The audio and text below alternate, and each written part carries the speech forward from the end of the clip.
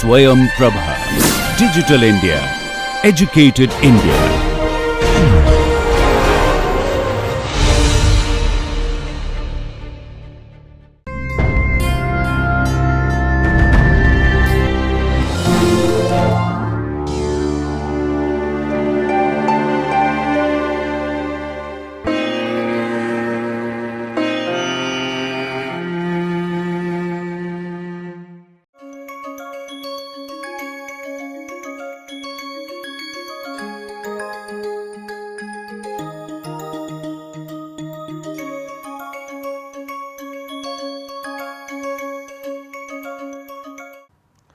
So, we are now ready to go into the next class of 2-dimensional experiments or in general multidimensional experiments, and these are called as correlation experiments or correlation spectroscopy, 2D correlation spectroscopy. In fact, this has been the most fundamental, most crucial experiments from the point of view of structural biology, and this is the one which actually led to the Nobel Prize to the two persons. One is Richard Ernst and then other one is Kurt Wittrich, and we will go along those ones. And the basic developments were made by Richard Ernst. We see here R. Ernst, those first was published in 1976 in Journal of Chemical Physics and then again in Journal of Chemical Physics 1979. Two fundamental experiments which have been crucial in all applications in structural biology. Okay. So, we prepared the ground to understand these experiments in the previous class, because all of these involve very crucial magnetization transfers, and that is the one which is the information carrier in these experiments. Okay. So, what does this experiment look like? What is a correlation experiment? Correlation experiment is like this. Schematically, this is an experiment which is indicated like this. So, we have the 2 dimensions here which are represented as omega 1 and omega 2. Of course, we could have used F1 and F2. Okay. This is just taken a 2 spin system here. There are only schematically indicated 2 lines. There is one line here and the other one. So, this is the A spin, this is the and this is the B spin. A spin and the B spin here. Now, it is the 2-dimensional experiment, the spectrum looks like this schematically.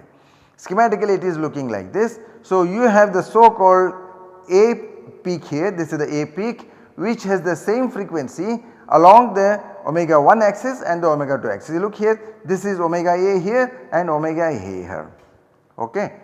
And similarly, this peak is omega B here and omega B here. Okay. So, therefore, these are called as the diagonal peaks. So, we have diagonal peaks .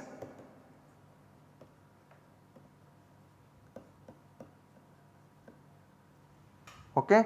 So, therefore, the diagonal, if you want to look at, essentially it represents the 1-dimensional spectrum. This represents the 1D spectrum. Then you have the so called X, these ones here. Now, along this axis we have the omega A here and this axis it is the omega B, so far as this peak is concerned. Similarly, for this peak we have the omega A along this axis on the omega 2 axis and omega B along this axis. So, these are called as cross peaks. Cross peaks or the correlation peaks.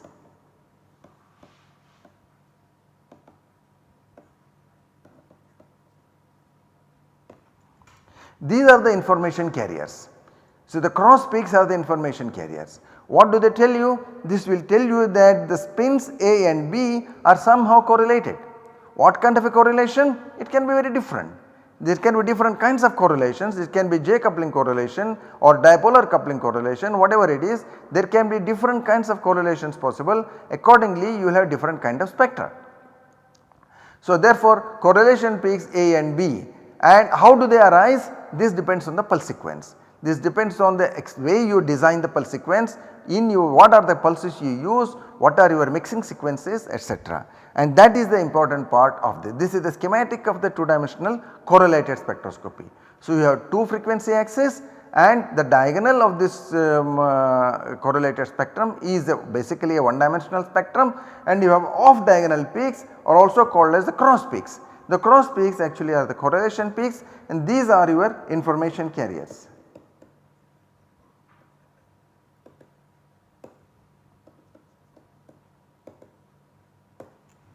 Okay. Therefore, whatever information is present in the one dimensional spectrum, I mean if you take the one dimensional spectrum, certainly there will be these correlations are present already. Suppose you are talking about the J correlation, J coupling. J coupling is present in your one dimensional spectrum, but you do not know how to extract it, you do not know which spin is coupled to what, you do not know that.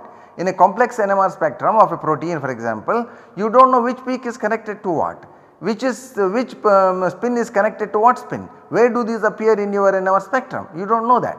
But when you do a correlation experiment of this type, then you will see that you get correlations which are off diagonal and you can connect them to the diagonal positions, then this will tell you that spin A and spin B are correlated, they are coupled, there is a J correlation or some other correlation. Therefore, these are called as the information carriers and the entire plane is available to you to display this correlation. That is why this became an extremely powerful tool for improving the resolution in your spectra and the information content in your spectra. Now this is the pulse sequence for the COSY 2-dimensional COSY experiment. So we start with a 90-degree pulse here, this can be a 90-degree pulse and this can be a pulse of flip angle beta or it can also be a 90-degree pulse.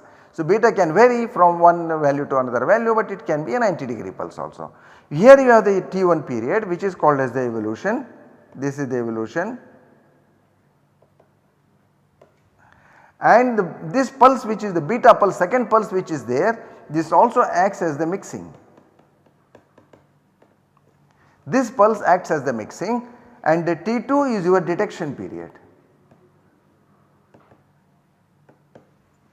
FID is collected during the T2 period, therefore you generate a 2-dimensional Fourier transformation, 2-dimensional spectrum after you do this. The evolution time as I described earlier is incremented systematically from one FID to another FID. So therefore you generate a 2-dimensional information. Whatever is the frequency present in the T1 period will appear along the F1 dimension or the omega 1 dimension. Now what does this mixing do? The mixing it transfers magnetization. For example, if I have during this transfer, so here let us say I have starting with the K spin Z magnetization to begin with. To begin with if I have here at this point 1, suppose I have Z magnetization of the K spin. When I apply the 90-degree pulse, then I will generate the Y magnetization, let us say, because the 90-degree pulse rotates the Z magnetization into the transverse plane. So now the K evolution period, during this period the K magnetization, the transverse magnetization evolves during this evolution period. So when this evolves, it evolves with the frequency omega k, therefore you generate K magnetization and then it is frequency labeled. As your function of T1 it will be frequency labeled, right, because you are systematically incrementing the T1 value, therefore the evolution will follow this frequency. Okay. So therefore you acquire various kinds of phases. Now what happens during the beta period? During the mixing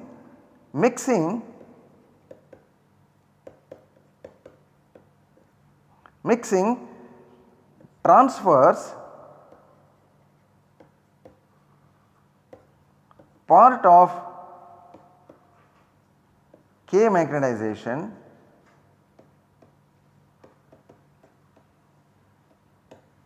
to say L spin,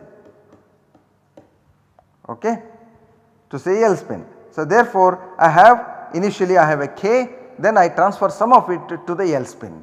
Therefore what is present in the T2 period? So therefore in the T2 period I have both K and L magnetizations.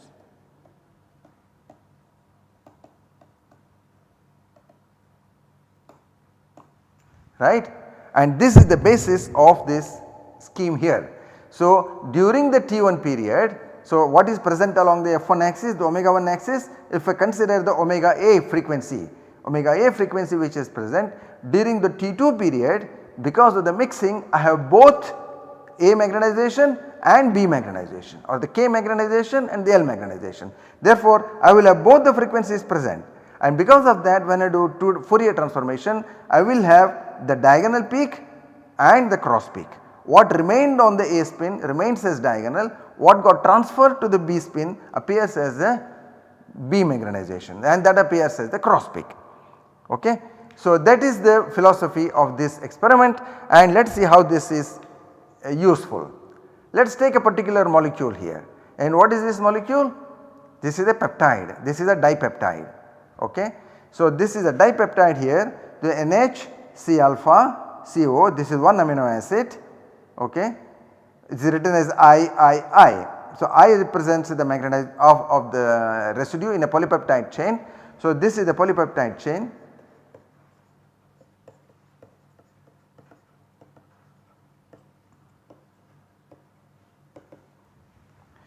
And from N C alpha CO, this is the residue I, and the next residue is I plus 1, and the previous residue is of course I minus 1. Okay. So, now you see, let us consider this, the Cozy experiment is designed for J correlations. This will allow transfer due to J coupling.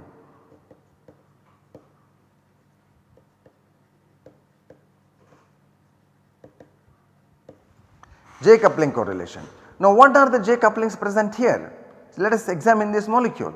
If we examine this molecule, let us say I have the NH, and we are talking about the protons here. Okay. We are talking about the protons. Which are the protons present? NH proton, alpha proton, the beta proton, and the methyls. And the methyls we call them as gamma protons. Okay. Alpha, beta, gamma, and so on and so forth. Now, there is a 3 bond coupling from NH proton to the alpha proton. Okay. And therefore, there is a transfer between NH and alpha. NH and alpha transfer produces me this peak here.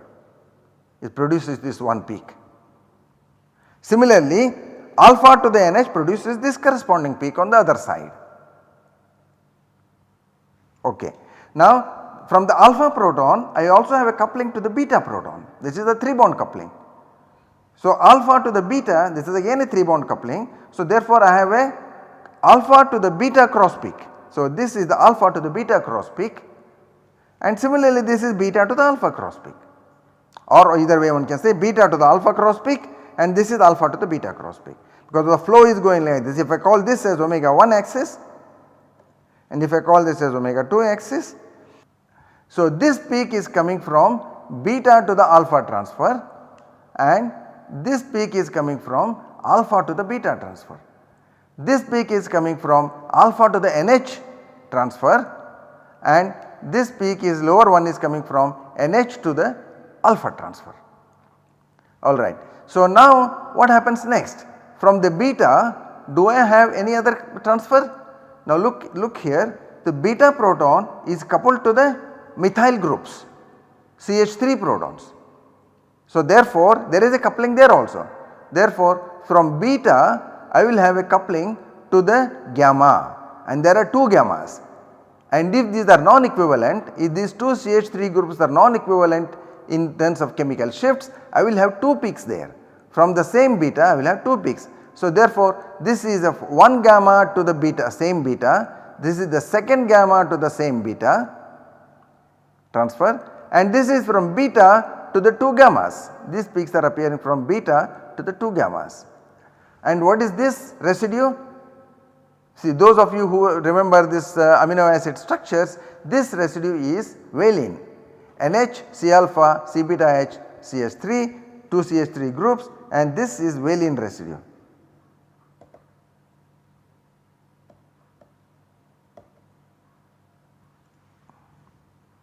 Okay. So, therefore, whatever is enclosed in the dotted box on the right hand side, all these are exhibiting J coupling, there is a J coupling between them. Therefore, the Cozy spectrum here is displaying a pattern of cross peaks which are very characteristic of the coupling network in this amino acid residue. So, you have NH to the alpha, alpha to the beta, beta to the 2 gammas. Notice there is no gamma coupling. Gamma coupling is 4 bond coupling. Okay, this is 4 bond and you do not have that coupling. That coupling is very small, therefore you do not see that. Okay. So, this is typically the kind of a structure what you will have at a low resolution spectrum, you will have a pattern like this. This is the very important information with respect to identifying the spin system. So, this is called as the spin system of Wheeling. Okay. So, this is we say the spin system of Wheeling in 2D cozy. Okay. Alright. Now of course there is no coupling from any of these protons in a particular residue I to the next residue. Is there a coupling to the NH of I plus 1? NH of I plus 1 is far. See, there is no coupling from here to here. Okay. Of course this do not look at the thick arrows there now, that is related to the another experiment, but there is no coupling, J coupling from this proton to this proton. Likewise there is no coupling from this proton to this proton or any of those ones. Therefore these cross peaks do not appear in this, do not appear in the cozy spectrum of this. If you are looking at the NH of this, there is only cross correlations appearing for within the same amino acid residue. There is no connection from one amino acid residue to the next amino acid residue, neither here, neither on the I minus 1 side. So therefore these are within the amino acid residue, you have the J coupling correlations. Therefore this cozy spectrum is extremely useful to identify the spin systems of individual amino acid residues. Okay. Let us look into this in a more detail, a finer structure. I showed you that there is each one of them is a cross peak here, there is a cross peak. Let us consider this cross peak here. I said this is one full dot which is actually indicated. Is it just that? Is it just a dot like this or it has any structure? If you look at the 1D spectrum of this NH, NH is coupled to this proton, right. So therefore NH will be a doublet, and is doublet going to be reflected in this or not, or in this or not? Whether the doublet pattern of this NH, is it going to show up here or not? And it must show up, because where it will go, you are not doing anything with respect to that, it must show up. And similarly in this peak as well. So if I consider this as an AX spin system now, NH to the alpha, let us forget these ones which are, consider only those 2 spins. I considering a 2 spin, look at this cross peak. So I have here a 2 spin system for some molecule, this is 2,3-dibromothiophene. This is a simple 2 spin system. Okay, it has no other coupling available, no other person, only one coupling available. So therefore the 2D cozy spectrum of this will have, okay, now you see this is the 1D spectrum is a doublet and a doublet here, this is a doublet, this is a doublet, okay, it is the same thing here as well. Now I have the diagonal here, diagonal, these 2 peaks are the diagonal peaks and these 2 are the cross peaks. So there is a transfer from here to here and transfer from here to here. What else? This fine structure, how does it appear in the spectrum? What is done here is you take cross section through this spectrum at this point, at the next point, then at this point here and at this point here. You take cross sections and plot those cross sections here. These are the various cross sections. From the top to the bottom, these are the 4 different cross sections taken through the spectrum. And what do you see? You see here positive, negative. If this is positive, the next one is negative, or if this one is negative, the next one is positive. Kind of an antiphase term which I talked to you earlier, and this one, and these are both absorptive signals. This is negative, positive, absorptive signals. You continue in this one, you come here, see here, these are dispersive signals. These dispersive signals, it goes like this and then the other one again goes like this. Therefore, these are in phase. So, if I want to write here, these are in phase dispersive.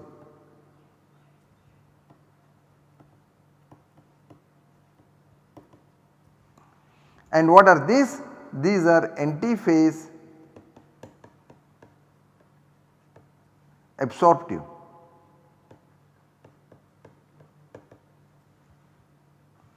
Okay.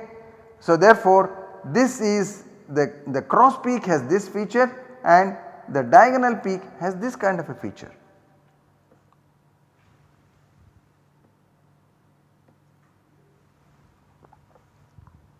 And similarly the next one, if I see the next line, if you take the next line here, and what do you see?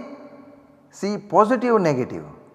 Earlier it was, the top one was negative positive and this one is positive negative and this one is all positive again, all positive, and this has dispersive line shapes again.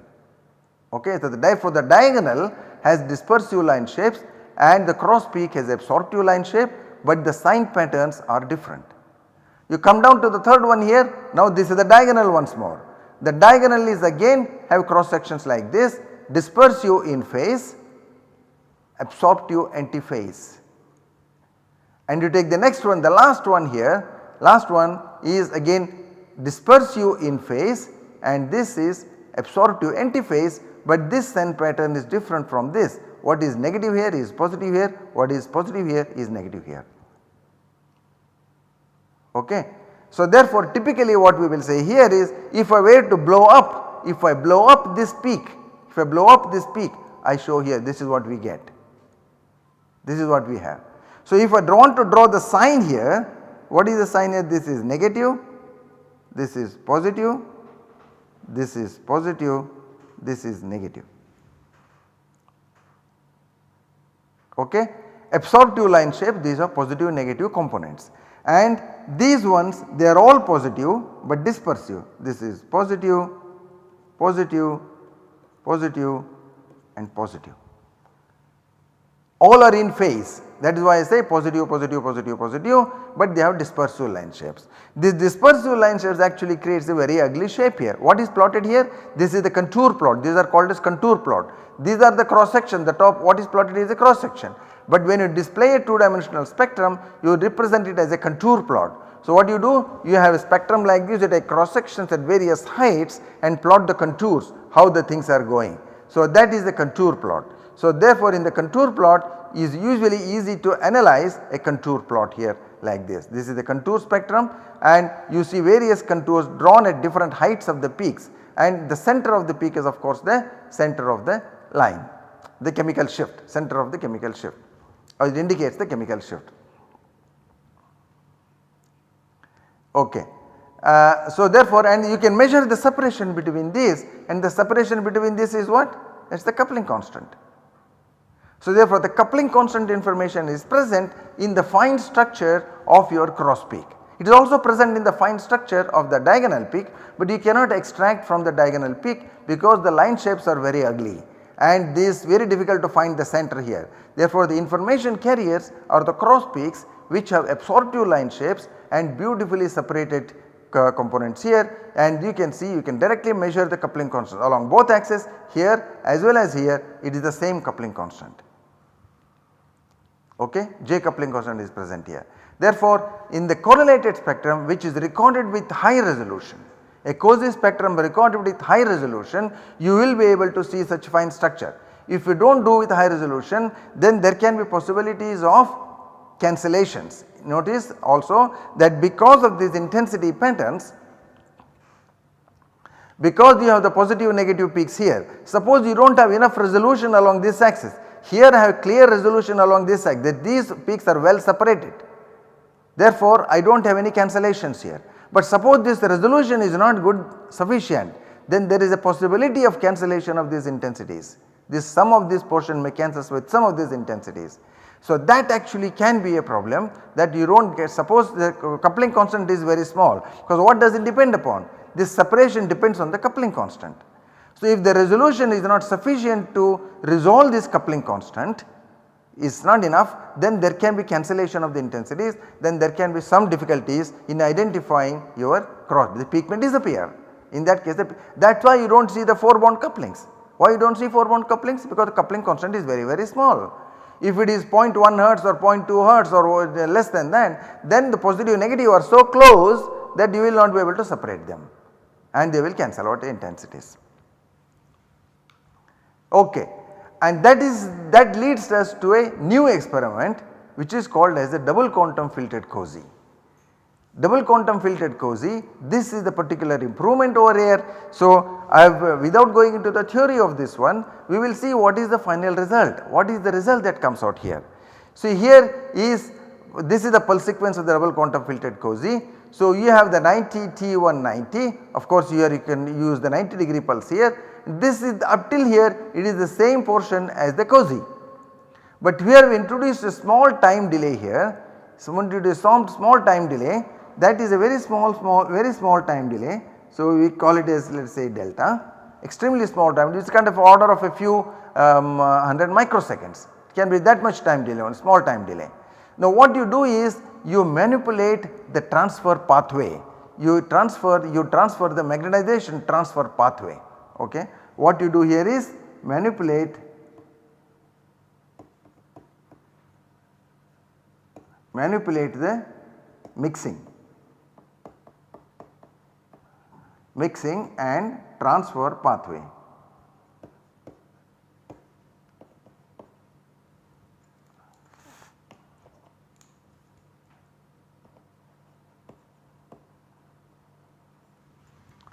Okay.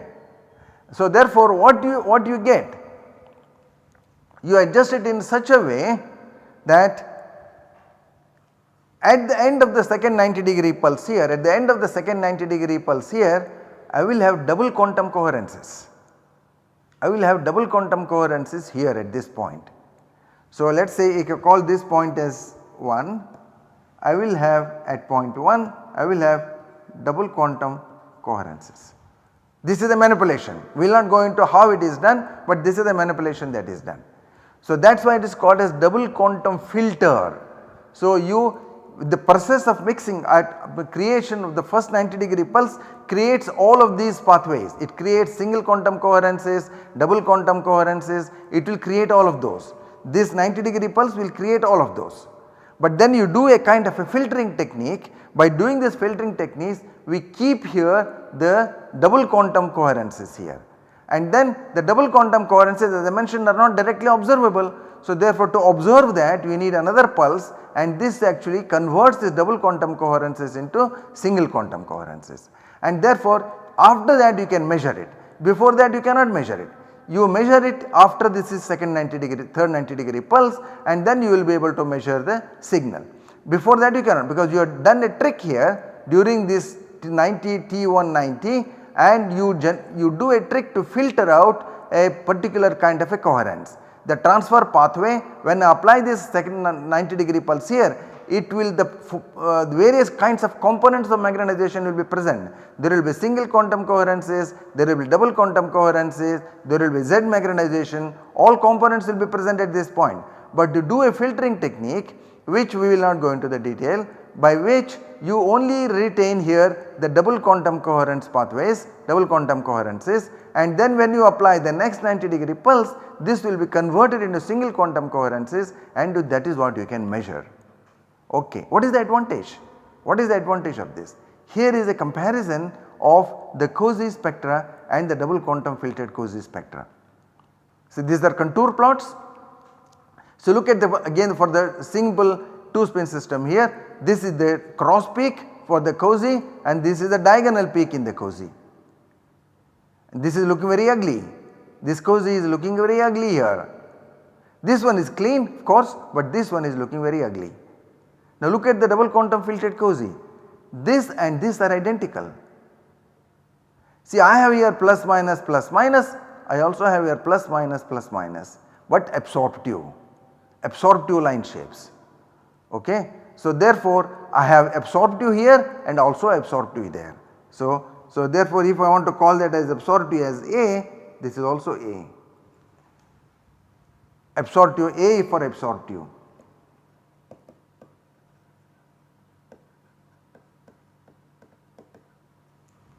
Absorptive line shapes. So therefore all that information that was lost because of this kind of ugly line shape can be recovered. There is an example here. See here, this is the COSY, this is the diagonal showing you all kinds of tails and any peak which is under this here, you cannot measure it at all, you cannot identify that at all. And in the double quantum filtered COSY you can see this clear resolution and peaks which are extremely close to the diagonal. See this cross peak here, this cross peak and another one which is very close to that, all of them can be resolved. They can be identified, and things which are close here they can be identified. These are all of these becomes a beautiful well resolved spectrum, better resolved spectrum. And secondly, if there is any singlet in this spectrum, the singlet will appear in the COSY spectrum as a diagonal. It will not have any cross peak because the singlet has no coupling. Therefore, the singlet will not produce a cross peak, but it will produce a singlet along the diagonal, and that can be a nuisance like the water, okay. And it can be used, it produces a huge line and it can mask all your peaks which are in the close vicinity of that. So, that will be very destructive. And here in the double quantum filtered COSY the singlets will not appear, and this process of filtering technique here which eliminates the singlets, and therefore singlets will not appear, and in the double quantum filtered COSY you have beautiful resolution and the fine structure is very clear, okay. And that is the advantage of double quantum filtered COSY experiment. All of these are employed in application to all kinds of biomolecular system, peptides, proteins, and you need this to identify the individual spin systems of the amino acids, because many amino acids will have very complex coupling patterns, and you should be able to identify all those coupling patterns, you should be able to identify the cross peaks in the individual amino acids. Then you can identify the spin system so that you can see the correlations in other spectra. So this is the power of the double quantum filtered COSY over the COSY. Okay, so I think we can stop here and we can continue in the next class.